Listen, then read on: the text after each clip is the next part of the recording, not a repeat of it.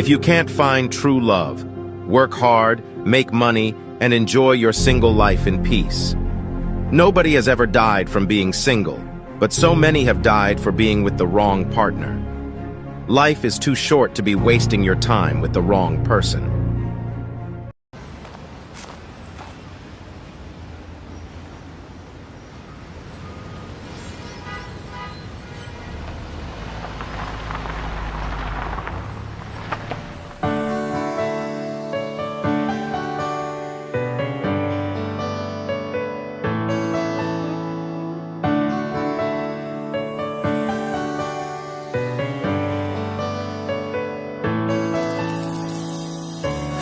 Laban mudur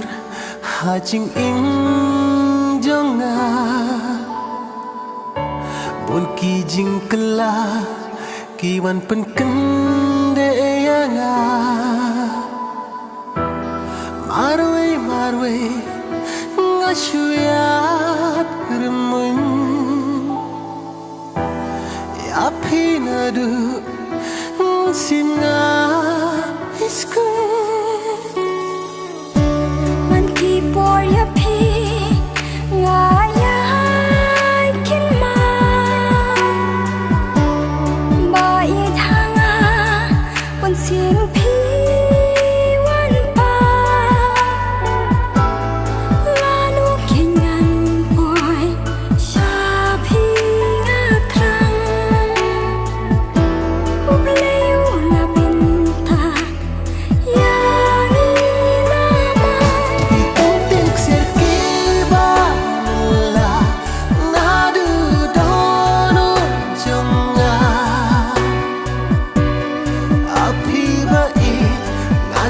ban pla maya pinga da shisha ikuntin serki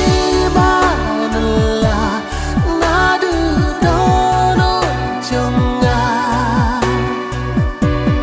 happy ba nakloy ban pla